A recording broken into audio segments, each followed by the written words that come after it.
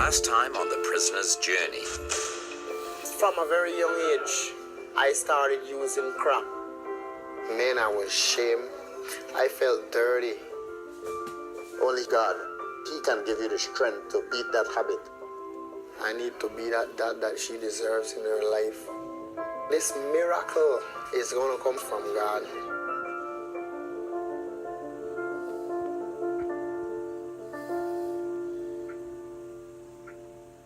Kia ora, Tuhoi here, welcome back.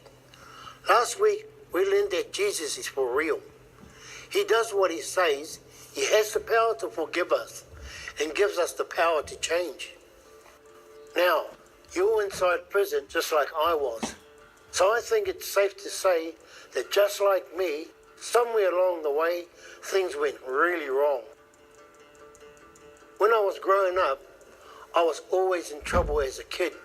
Stealing, I got into a lot of fights. The police all knew me. So just after I turned 17, I entered the gang. I couldn't have been happier. I got to be in charge of my own life. I figured now I had all the power. I was God of my own life.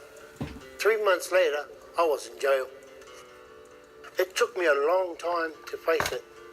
It took years for me to realise that it was like there was something broken deep inside of me. Jim Kavanagh had a rough start to life too, and things just got rougher from there. He spent over 20 years in prison. I started at a young age. I become angry because of seeing the problems that happened in my home, where my father was an alcoholic and he beat on my mother. And I started running the streets of Halifax, and I started stealing, and then stealing led to armed robberies. I've spent 20 years of my life in federal prisons across Canada. Well, my first 10 to 15 years in prison were like a roller coaster ride. They became progressively worse, more violent, and more to the point where I just didn't care for my own life. Hurting, withdrawn, angry, antisocial.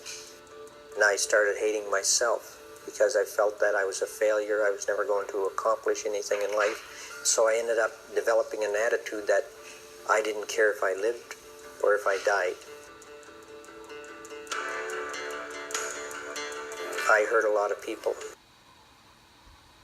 in bad ways, beating them with steel bars, stabbing them, slamming their heads into concrete walls. And if he'd done something wrong to me and I felt I was justified, I would go after that person with a vengeance, because I had, again, so much hatred within me. And to me, I felt justified because I was going by the criminal and the jailhouse code at that time. My fellow prisoners learned that if they had a problem with me, they either had to kill me or I was going to kill them. I killed a fellow prisoner while serving time in the maximum prison in Ontario. I had become so hardened at that point in my life, it didn't mean nothing to me. I didn't have any feeling of remorse. I had a problem with this individual. I'm going to kill him, and I don't care. And if I get caught, I get caught. If I don't, I don't. The only time I thought about his family afterwards is when I learned that nobody came to claim his body for burial.